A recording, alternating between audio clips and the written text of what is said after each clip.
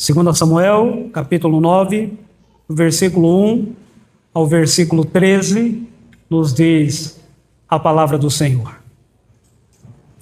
Disse Davi: resta ainda, porventura, alguém da casa de Saul, para que eu use de bondade para com ele, por amor de Jonatas? Havia um servo na casa de Saul, cujo nome era Ziba. Chamaram-no que viesse a Davi. Perguntou-lhe o rei: és tu Ziba? Respondeu: eu mesmo, teu servo. Disse-lhe o rei: não há ainda alguém da casa de Saul para que use eu da bondade de Deus para com ele? Então Ziba respondeu ao rei: ainda há um filho de Jonatas, aleijado de ambos os pés. E onde está? Perguntou-lhe o rei. Ziba lhe respondeu: está na casa de Maquir, filho de Amiel, em Lodebar. Então mandou o rei Davi trazê-lo de Lodebar, da casa de Maquir, filho de Amiel. Vindo Mefibosete, filho de Jonatas, filho de Saul, a Davi, inclinou-se, prostrando-se com o rosto em terra.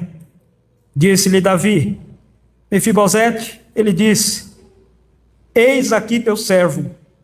Então lhe disse Davi: não temas, porque usarei de bondade para contigo, por amor de Jonatas, teu pai, e te restituirei todas as terras de Saul, teu pai, e tu comerás pão sempre à minha mesa.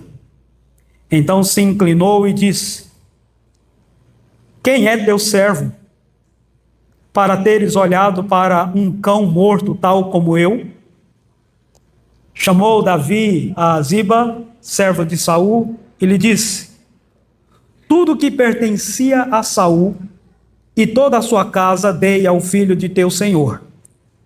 Trabalhar-se-ás, pois, a terra, tu e teus filhos e teus servos, e recolherás os frutos para que a casa de teu senhor tenha pão que coma. Porém, Mefibosete, filho de teu senhor, comerás pão sempre à minha mesa. Tinha Ziba 15 filhos e 20 servos. Disse Ziba ao rei: segundo tudo quanto meu senhor, ó rei, manda a seu servo, assim o fará. Comeu, pois, Mefibosete à mesa de Davi como um dos filhos do rei. Tinha Mefibosete um filho pequeno, cujo nome era Mica. Todos quanto moravam em casa de Ziba eram servos de Mefibosete. Morava Mefibosete em Jerusalém, porquanto comia sempre à mesa do rei. Ele era coxo de ambos os pés. Oremos mais uma vez. A tua palavra, ó Deus, foi lida e acreditamos que, uma vez que ela está aqui, é porque por meio dela o Senhor se revela a nós. Que o Senhor nos dê o privilégio de entender a tua palavra, de por ela sermos edificados, alimentados, habilitados para correspondermos à vontade do Senhor. Abençoe, ó Deus, esse momento de exposição da tua palavra, em nome de Jesus. Amém. Meus amados irmãos, estamos diante de um texto impressionante. Estamos diante de uma história impactante. Uma história que, quando meditamos nela, não deve existir outro sentimento no nosso coração senão um sentimento de impacto, de gratidão e de exaltação a Deus.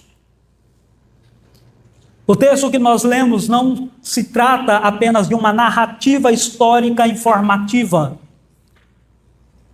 O texto que nós lemos nos fala sobre como Deus atua na vida do seu povo, como Deus atua na vida dos seus filhos, como Deus, de forma graciosa, manifesta através de Cristo Jesus o pacto da aliança. Nós vamos falar sobre esse tema esta noite. O pacto de Deus se revela em bondade transformadora. O pacto de Deus se revela em bondade transformadora. Nós vamos tentar aqui entender o que é que está acontecendo. Capítulo 8 é o capítulo que fala das batalhas que Davi teve que travar.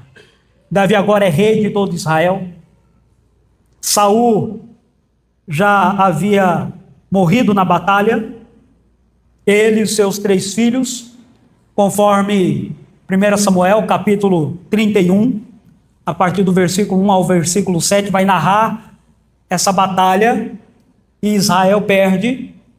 O rei Saul, os filhos, dentre eles Mefibosete, dentre eles Jonatas, morreram. E quando acontecia de uma nação ganhar uma guerra, ela não apenas tomava posse de todo o despojo daquela terra, como matava os homens, às vezes crianças, ou fazia crianças e mulheres de escravos, mas pegava as terras. E aquela nação então se tornava totalmente dependente do reino ganhador. Depois desse episódio, e do momento em que Davi se torna o rei de todo o Israel, há então agora uma sequência de batalhas. E Deus está abençoando a Davi.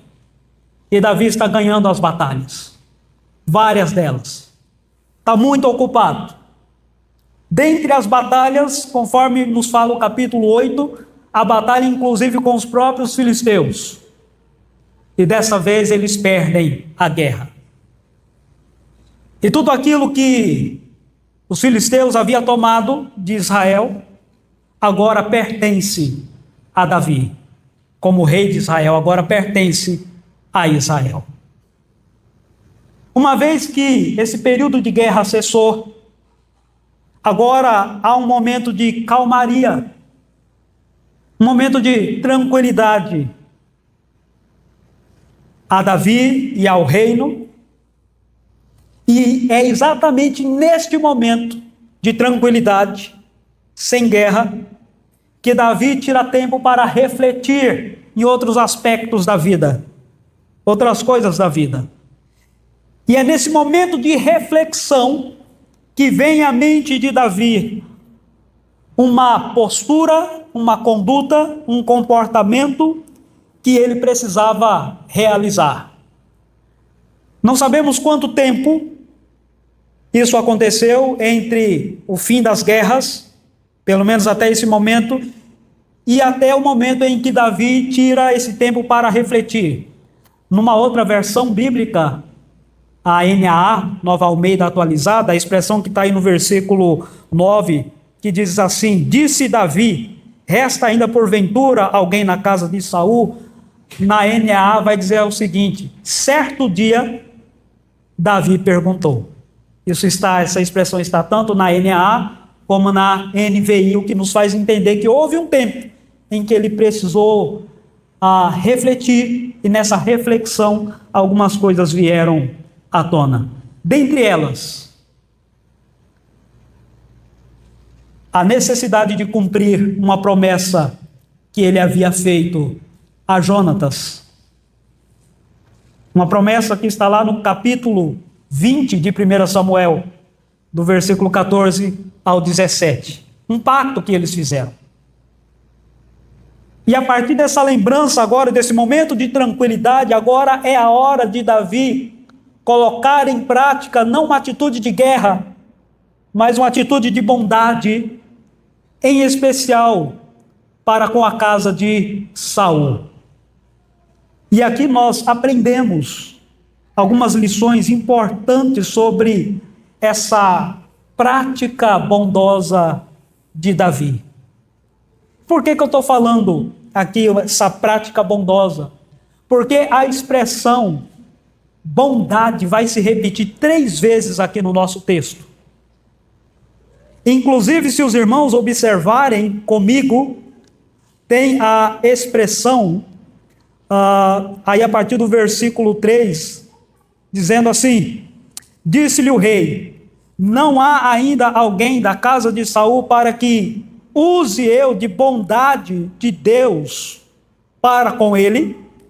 E essa frase, ela é importante aqui no texto, porque a bondade de Davi não é uma bondade simplesmente humana. A bondade de Davi é uma bondade que tem a ver com o ser de Deus, com o caráter de Deus, com a obra de Deus na vida deste homem, e que agora Deus vai usá-lo para ensinar ao seu povo como que a bondade de Deus revela o pacto que Deus fez com o seu povo.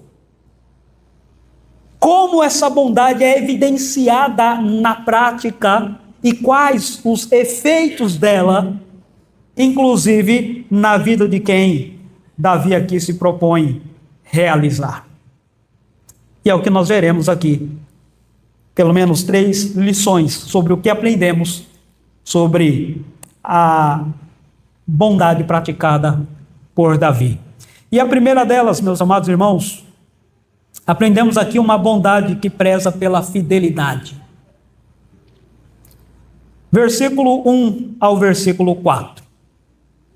Lembra que eu falei que é um dia que Davi para meditar. E nesse dia de meditação, ele lembra que existia algo importante a ser feito. E que agora não poderia mais tardar essa ação de bondade. E nesse momento de meditação, ele chama alguém do seu grupo e diz assim: escuta, existe alguém da casa de Saul para que eu use de bondade? Mas quem foi Saul? Foi aquele rei que perseguiu a Davi, que quis a todo custo matar a Davi? Há um contraste entre a história de Saul em 1 Samuel com a história de Davi em 2 Samuel, em que o primeiro é um rei mau. Existe a maldade em seu coração, mas em relação a Davi, o contraste é que ele é um rei bom. E ele está se lembrando do compromisso, do pacto que ele havia feito com Jonatas, quando Jonatas disse: se porventura eu morrer, não se esqueça do amor que nós nutrimos um pelo outro, amor de irmão, amor de amigo, amor profundo. Não se esqueça de cuidar da minha família. E agora Davi faz a pergunta, e o interessante aqui, a pergunta de Davi não é: existe alguém da família de Jonatas vivo? A pergunta de Davi é: existe alguém da casa de Saul para que eu haja de bondade para com ele? Do versículo 1 ao versículo 4, nós temos aqui esse diálogo em que chega um servo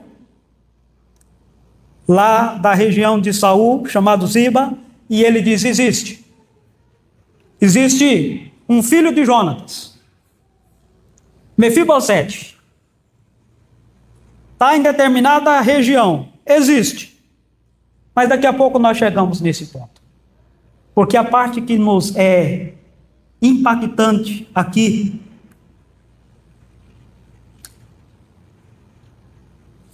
é vermos que a bondade de Davi ela é evidenciada por uma vida de pacto, uma postura de aliança, de valorização da aliança.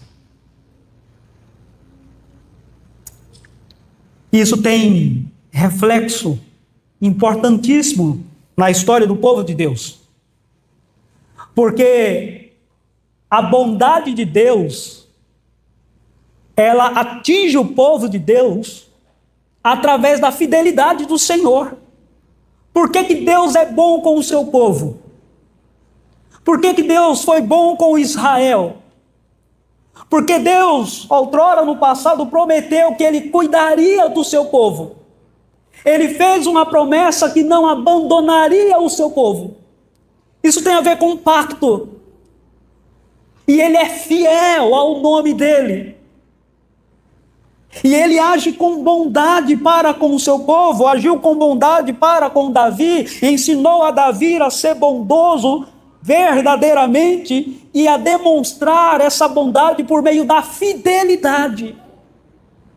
Eu quero ler aqui algo que está lá em 2 Samuel, capítulo 4, versículo 4, quando diz assim: E Jonatas, filho de Saul, tinha um filho aleijado dos pés. Era da idade de 5 anos, quando de Jezreel chegaram as notícias da morte de Saul e de Jonatas. Sua ama, mulher que cuidava do filho de Jonatas, o tomou e fugiu. E sucedeu que, apressando-se ela a fugir, ele caiu e ficou manco. E o seu nome era Mefibosete.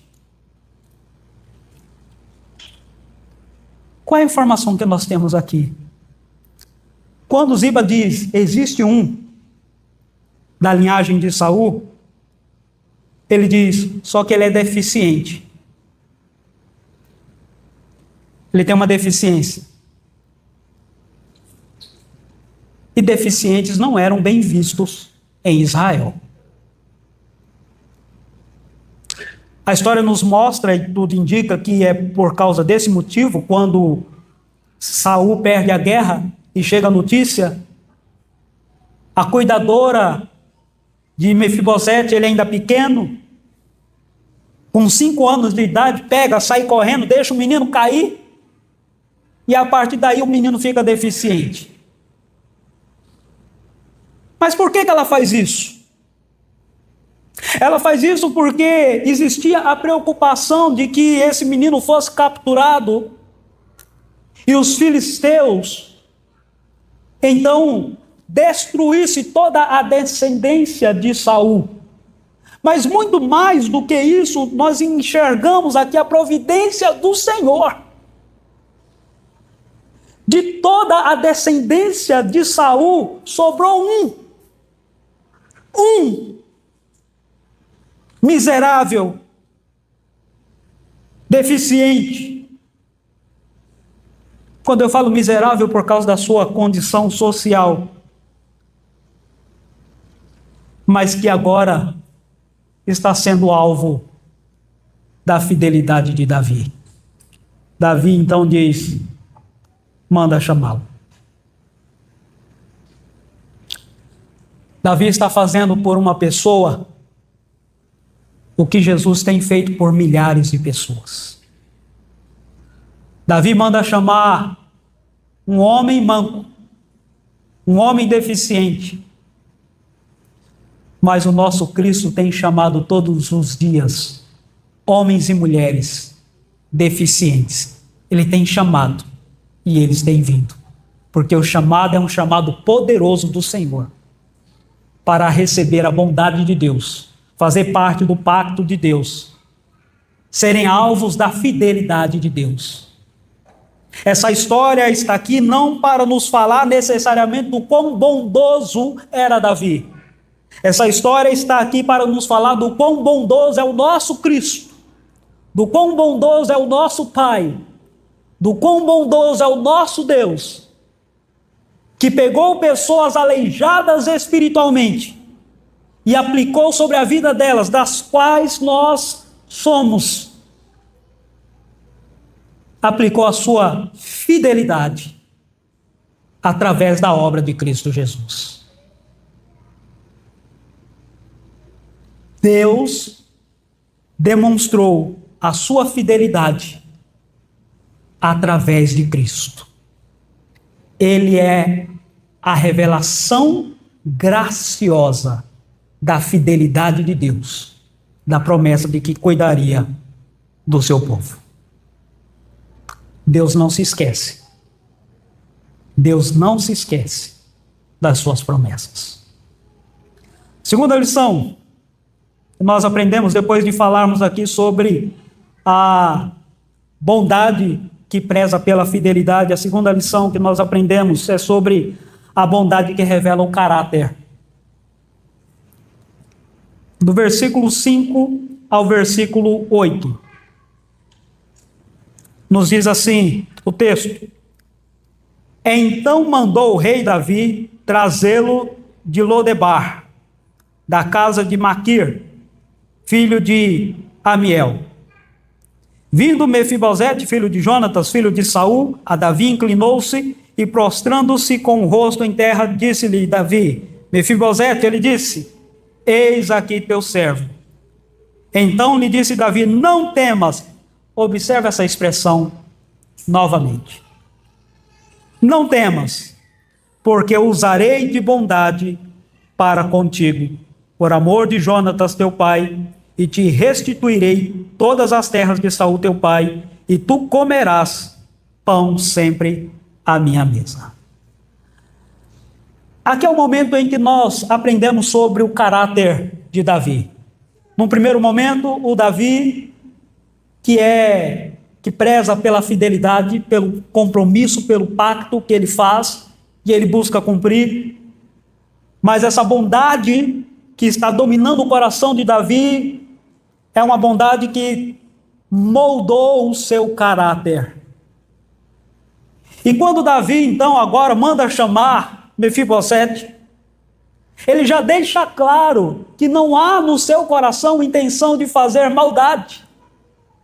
Ele diz: eu não vou fazer como é costume dos reis quando ganham uma guerra. Quando o rei ganhava uma guerra, ele matava todos os filhos e parentes próximos daquele rei, para que não houvesse possibilidade de, quando esse menino viesse a crescer, ele se levantaria contra aquele rei.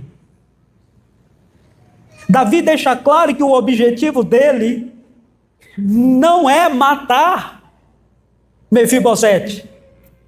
Davi deixa claro que o seu objetivo é trazer refrigério para o coração de Mefibosete.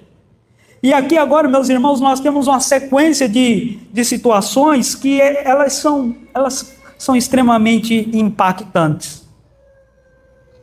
Quando Mefibosete chega, tudo indica que trêmulo, temendo, o que vai acontecer comigo? Davi reafirma: não temas. Mefibosete, não temas. As minhas intenções são boas intenções para com você. Eu quero agir com bondade para com você. E sabe o que eu vou fazer com você, Mefibosete? Da agora em diante, para sempre. E essa palavra, ela é importante aqui no texto. De agora em diante, para sempre, você sentará comigo na minha mesa e tomará a refeição comigo. Eu vou cuidar de você. Você vai ser agora como um filho para mim. Meus irmãos, o que Davi faz aqui, o caráter justo, amoroso, compassivo para com esse aleijado é impressionante, e até mesmo ele fica impactado. Porque a reação de Mefibosete é, versículo 8: Quem é teu servo para teres olhado para um cão morto tal como eu. Irmão, presta atenção no que Mefibosete está dizendo aqui. Quando ele ouve Davi falando, você agora é da minha casa. Você agora estará na companhia do rei. Vejam a ponte. Para sempre você estará na companhia do rei, desfrutando da minha comunhão. Davi tinha outros amigos? Nem mesmo alguns filhos de Davi tiveram esse privilégio que Mefibosete está tendo. Ele fica impactado, então ele diz assim, olha como é que ele se vê, ele diz, meu rei, quem sou eu?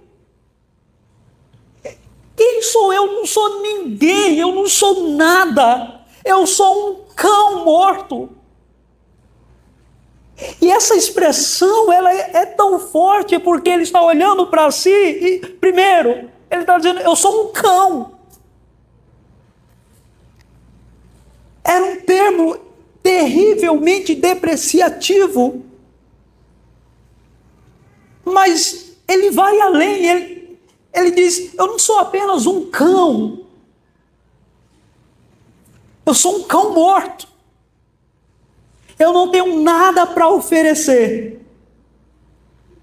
Eu não posso fazer nada, eu não sou digno de tamanha bondade que o meu rei está tendo para comigo. Por que o meu rei está olhando com tamanha bondade para comigo?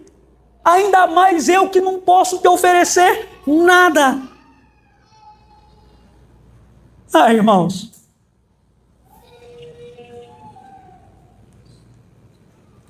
quando Deus toma a decisão de nos chamar para vivermos debaixo da graça dele, ele nos chamou porque nós poderíamos oferecer o que para ele? Meus amados irmãos, nós éramos os cães mortos desse mundo, que não tínhamos nada para oferecermos a Cristo, para dar a Cristo. Porém, o caráter de Deus é um caráter bondoso, assim como o caráter do Filho. E Deus revela o seu caráter, chamando cães mortos para serem príncipes do reino de Deus, para estarem à presença do Rei Jesus para sempre. A história aqui não tem a ver, em primeiro lugar, com Davi. A história aqui tem a ver com a obra de Deus sobre a vida do seu povo. Cães mortos, que Paulo vai suavizar, dizendo, lá em Efésios capítulo 2, ele vos deu vida, ele vos deu vida, estando vós mortos nos vossos delitos e pecados. E por causa disso, agora nós desfrutamos da companhia do Rei todos os dias, para sempre. É a obra da graça do Senhor.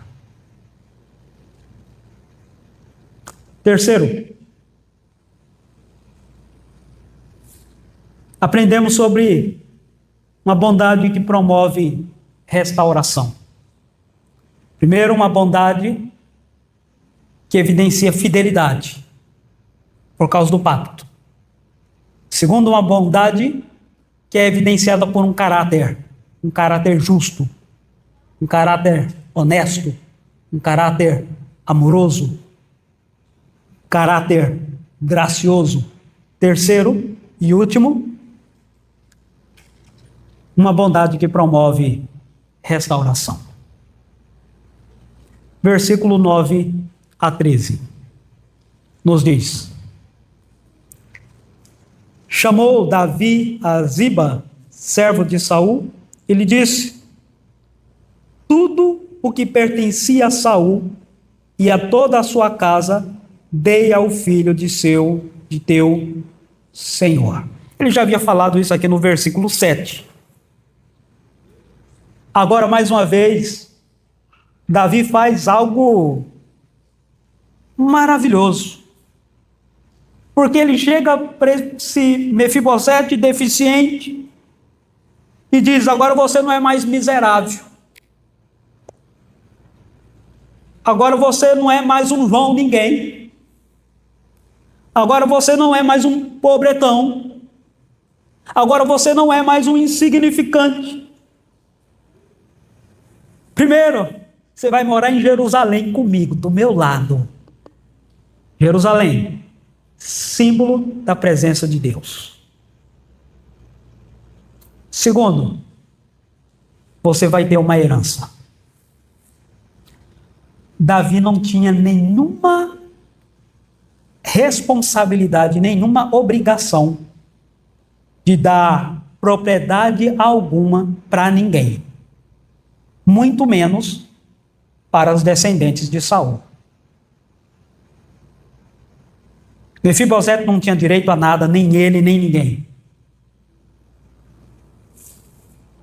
Mas agora é um período de transformação na vida desse homem. E as transformações estão acontecendo primeiro com a restituição de terras, que por direito era de Davi, mas ele abre mão do direito para conceder essa herança a esse homem, a quem ele diz: vou te tratar como meu filho. Ele dá uma ordem, diz para Ziba: agora você vai trabalhar para Mefibosete, vai cuidar da terra, você e os seus filhos, vai ser o administrador de tudo, para que o teu Senhor não tenha falta de nada, embora ele não vai ter falta de nada, porque ele já está na minha presença. Mas a sua missão, ó Ziba, é trabalhar para o seu novo Senhor. E, inclusive, ele diz: ó meu servo, ó meu senhor Davi, desculpa, tudo que o Senhor ordenar, eu vou fazer. Mas aí termina, versículo 13. Morava Mefibosete em Jerusalém, porquanto comia, olha o que aparece mais uma vez aí, comia sempre à mesa do rei. Ele era coxo de ambos os pés. Por que essa ênfase, mais uma vez? Pela lei antiga, eu já disse que um deficiente não poderia estar na presença de um rei. Na verdade, até mesmo uma pessoa triste não poderia se colocar na presença do rei. Digamos mais, ninguém poderia entrar na presença do rei se não fosse convidado. Lembra de Esther, da história de Esther? Tinha que ser convidado. Se entrasse sem autorização, corria risco de morte. Mas agora nos diz o texto que a história de Mefibosete muda, é transformada, de tal forma que agora ele tem acesso livre à casa do rei todos os dias, apesar da sua deficiência física. Mas o que a história quer nos mostrar é que por detrás desse tratamento social, aparentemente, tem, na verdade, um tratamento espiritual. Mefibosete está sendo transformado, está sendo inundado pelo amor de Deus, pela bondade de Deus, usando o servo Davi, e a sua vida está passando por uma repaginação, está sendo repaginada, totalmente transformada. Mas Davi aqui, aí lembremos do sermão anterior. Quem é Davi? Em Oséias capítulo 3, versículo 5, diz que Davi é um tipo de Cristo. Oséias capítulo 3, versículo 5, Deus promete ao seu povo que viria um novo Davi, que apacentaria o seu povo, que aplicaria o pacto da graça sobre a vida do seu povo. Davi, o que ele está fazendo aqui, é uma ilustração do que Jesus já fez, está fazendo e fará na nossa vida. Porque pela graça do Senhor, nós já fomos alcançados. E eu diria, meus amados irmãos, que todos que aqui estamos, podemos dizer: a minha vida foi transformada, porque um dia o Rei me chamou. Ele me chamou. Mais do que isso, Ele mudou a minha vida. Mais do que isso, Ele me quis na companhia dEle, todos os dias, apesar da minha ou das minhas deficiências. Romanos capítulo 8, versículo 17 nos diz: ora, se somos filhos, somos também herdeiros, herdeiros de Deus e co-herdeiros com Cristo. Se com Ele sofremos, também com Ele seremos glorificados. Olha só o que o texto diz: nós somos herdeiros. A gente merece o que é de Deus? Que tipo ou que obrigação Deus tem conosco? Nenhuma. Mas foi da vontade dele encontrar os cães mortos deste mundo, os aleijados espiritualmente deste mundo, e aplicar sobre a vida deles uma nova vida, uma transformação, fazendo dessas vidas que eram mendigos espirituais. Lembremos do que Jesus fala em Mateus capítulo 5, versículo 3, sobre os miseráveis de espírito. Só que agora nós não somos mais miseráveis de espírito, somos herdeiros das bênçãos celestiais. Essa história aponta para a principal história. E a principal história tem a ver com o dia em que Deus toma a decisão de mostrar o seu pacto, agindo bondosamente para conosco por meio de Cristo Jesus. Através de Cristo Jesus, deixando claro que Ele é um Deus fiel. Fiel a Ele, fiel à sua palavra, às suas promessas. A promessa de que jamais desampararia o seu povo. A promessa de que restauraria o seu povo.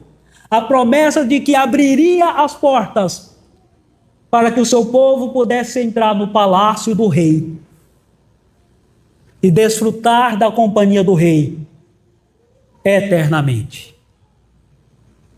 Mudando o nosso caráter.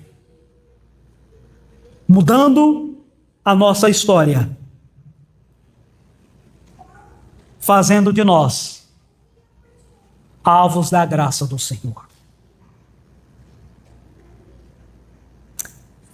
Então hoje nós podemos olhar para esse texto e dizer ao Senhor: eu era um cão morto, mas hoje eu sou filho do Senhor.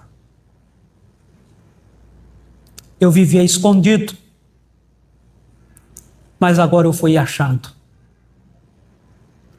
Espiritualmente eu era um miserável, mas agora espiritualmente eu sou rico das riquezas celestiais. Ó Senhor, muito obrigado, porque o Senhor tem agido com bondade sobre a minha vida através de Cristo Jesus. Essa história não tem a ver apenas com uma história do passado. Tem a ver com a minha história e com a sua história. E com a história de outros que serão encontrados, que serão chamados, que desfrutarão do privilégio de estarem na presença do Rei para todo sempre. Quanto a nós, o que é que nós aprendemos? Primeiro, sermos gratos por termos sido alcançados pela bondade de Deus. Mas também aprendemos em sermos exemplos, sermos imitadores de Deus, agindo com bondade, a bondade de Deus, sobre a vida de outras pessoas, para que através da bondade de Deus, elas conheçam a bondade de Cristo. Que Deus assim nos use e nos abençoe, em nome de Jesus. Amém.